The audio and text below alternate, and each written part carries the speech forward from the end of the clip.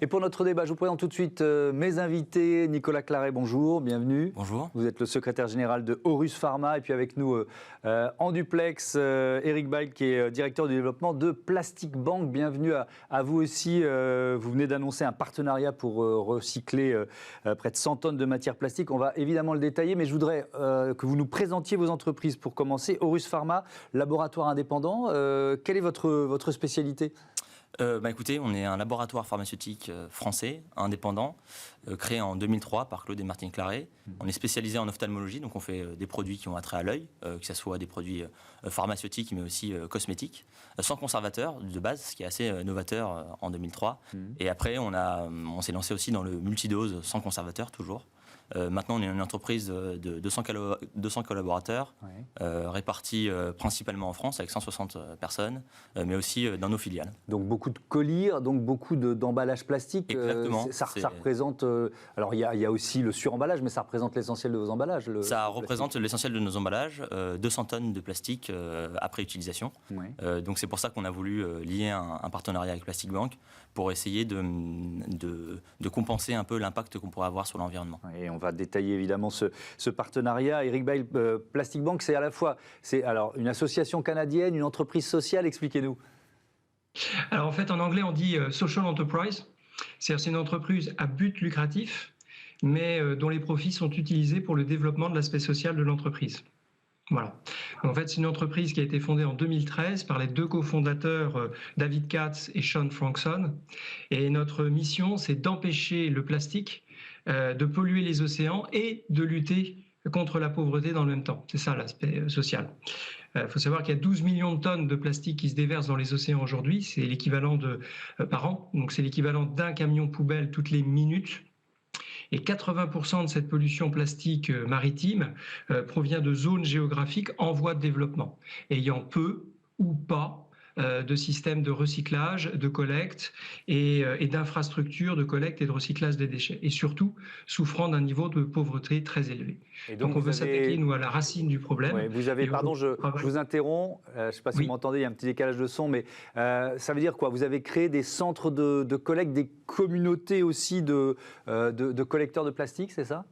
Absolument, absolument. Nous créons des centres de collecte qui vont travailler avec les communautés côtières locales.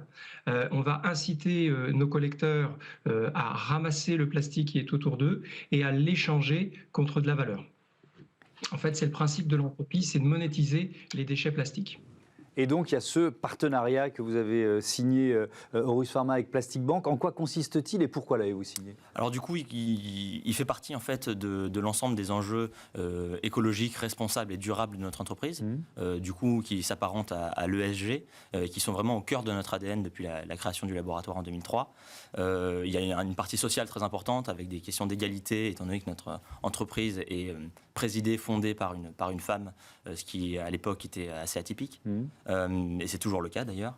Et après, on a une branche écologique qu'on a appelée EcoOfta, avec énormément de différents projets, notamment le fait de faire des circuits industriels courts. On a 75% de nos produits qui sont faits en France, et le reste en Europe et Europe de proximité, donc Allemagne et Italie. Et donc ce partenariat, il s'inscrit exactement dans ce cette programme général, politique écologique. Étant donné qu'on est dans l'obligation, pour des obligations réglementaires, on est obligé d'utiliser du plastique pour nos flacons, pour des questions d'interaction contenu-contenant. On s'est lié avec Plastic Bank pour essayer de mitiger un peu cette utilisation du plastique. Il y a différents points qui nous ont vraiment plu dans l'approche de Plastic Bank. Tout d'abord, les océans, étant donné que nous, on est basé à Nice, près de la mer Méditerranée. Pour nous et pour nos collaborateurs, il était important, je pense, de faire des choses qui allaient dans ce sens-là. Et après, il y a aussi l'aspect traçabilité, je pense qu'Eric en parlera, qui est très important, et on peut voir en tout temps qui a ramené quoi dans les centres de collecte et de tri de Plastic Bank. Et après, il y a aussi l'aspect social, où on valorise des populations qui vivent en grande difficulté dans certaines régions. Mais alors, pour bien comprendre, Eric Bail, c'est un lien sur le matériau, quand vous dites monétisation, donc vous fournissez du plastique recyclé. Juste pour bien comprendre, c'est quoi le lien et ce partenariat? Donc en fait, les entreprises pharmaceutiques comme Horus Pharma n'ont pas le choix, n'ont pas d'autre choix que d'utiliser du plastique vierge. Et pourtant, vous l'avez compris, ils ont une politique, une stratégie environnementale holistique. Donc ce plastique vierge, eh bien, ils vont le compenser. C'est-à-dire que pour chaque tonne de plastique vierge qu'ils vont utiliser parce qu'ils n'ont pas d'autre choix, nous allons collecter une tonne de déchets plastiques, recycler une tonne de déchets plastiques et remettre une tonne de déchets plastiques recyclés, on va dire, dans la boucle, dans l'économie circulaire. C'est un petit peu le principe. D'accord, bien compris. Ça veut dire, Nicolas Claret, que ce que vous faites là, c'est vraiment un engagement RSE ou ESG. C'est-à-dire qu'il y a une obligation réglementaire à utiliser du plastique vierge, mais il n'y a pas d'obligation réglementaire à faire ce que vous faites là avec Absolument Plastic aucun. Bank. Alors on fait partie, bien sûr, d'énormément de circuits de recyclage qui peuvent être Adelph pour les entreprises industrielles, le Cyclamed pour les entreprises du médicament. Mais là, c'est quelque chose qui va au-delà un peu de nos obligations. C'est le cas avec Plastic Bank, c'est aussi le cas sur l'utilisation de matières plastiques biosourcées. Comme je vous disais, ça s'intègre tout ça dans une vocation beaucoup plus large d'écologie. Et on peut vous le dire maintenant, depuis maintenant 1 an, on utilise aussi du plastique biosourcé dans nos produits. Et on va d'ailleurs être certifié d'ici quelques mois dans ce sens. D'ailleurs, je crois qu'il y a 10% du chiffre d'affaires d'Horus Pharma qui est investi en recherche et développement. C'est notamment pour essayer de trouver quelques alternatives. Exactement. On est en train de mettre au point notre flacon sans conservateur, qui ira aussi dans cette démarche de moins d'impact plastique sur notre environnement. Eric Bail, ce plastique, donc vous produisez d'une certaine façon du plastique recyclé. Il y a une marque déposée, il y a des circuits de distribution. Comment ça fonctionne ? Oui, alors en effet, nos plastiques sont recyclés localement. Donc tout ce qui est collecté en Indonésie, par exemple, est recyclé en Indonésie. Et le plastique recyclé renaît sous la marque Social Plastic. Pourquoi Social Plastic ? Parce que c'est un plastique recyclé qui a un aspect environnemental et un impact social également. Et le circuit de distribution, ce plastique recyclé est revendu à des entreprises qui utilisent du plastique dans leurs produits et leurs emballages. Alors, dans toutes les régions, dit vraiment une typologie de clientèle très variée en Europe, en Amérique du Nord et en Australasie. Et donc, ça veut dire que c'est une demande en forte augmentation, parce que ça fait plusieurs années que vous êtes au cœur de ce marché du plastique recyclé. Voilà, il y a de plus en plus d'entreprises qui s'y mettent ? Absolument, absolument. Alors, il y a plusieurs raisons. Un, il y a les consommateurs. Nous, en tant que consommateurs, on est de plus en plus en recherche de solutions de développement durable. On recherche des produits qui ont un sens. Les entreprises également, de la pression des régulateurs, parce qu'il y a une augmentation, ils doivent augmenter leur taux de plastique recyclé. Il y a une réglementation européenne dans ce sens d'ailleurs. Il y a même une taxe qui va sortir pour pénaliser les entreprises qui continueront à utiliser du plastique vierge dans leur emballage. Et puis, on le voit, nous, c'est une tendance lourde, puisque je suis rentré chez Plastic Bank en mai 2021. À l'époque, on célébrait la collecte de l'équivalent de 1 milliard de bouteilles en plastique. On est à plus de 3 milliards aujourd'hui, donc on a triplé notre impact en 1 an et demi. Et c'est bien la traduction d'une très forte demande d'entreprises pour des matériaux, on va dire, écologiques. Eric Bail, on a vu ces derniers jours que la pollution plastique, évidemment, et malheureusement, ça concerne aussi les plages françaises avec ces billes de plastique sans doute échappées de plusieurs conteneurs. Donc c'est évidemment un enjeu planétaire, un enjeu mondial. Mais vos centres de collecte, vous l'avez un tout petit peu expliqué, mais je veux bien que vous rentriez dans le détail. Ils sont majoritairement situés où et pourquoi ? Alors, les centres de collecte sont situés le long de 50 km du littoral. D'accord, de la côte. Alors, c'est la définition de ce qu'on appelle ocean-bound plastic. Alors, c'est très souvent une terminologie anglaise. On va parler de ocean plastic. Mais ocean plastic, ça veut tout dire et rien dire.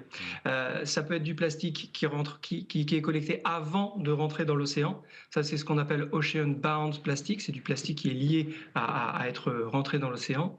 Ou au contraire, ça peut être du ocean recovered plastic. Et donc, ça, c'est du plastique qui est déjà dans l'océan et qui est collecté dans les eaux.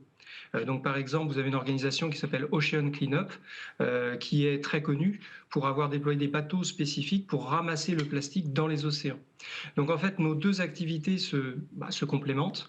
Soit on ramasse le plastique avant qu'il ne rentre dans l'océan 50 km le long des côtes, ou vous ramassez le plastique une fois qu'il est dans l'océan. Maintenant, pour le recycler, eh bien, il faut le ramasser avant qu'il ne rentre dans l'océan, parce qu'une fois que le plastique est dans l'eau, entre le sel, le soleil et puis la mer, tout simplement, l'eau, eh bien, il se dégrade et vous ne pouvez plus le recycler. Nicolas Claret, ce partenariat, il a commencé, je crois, au mois de septembre. Il a été renforcé il y a quelques jours. Il est appelé à durer ?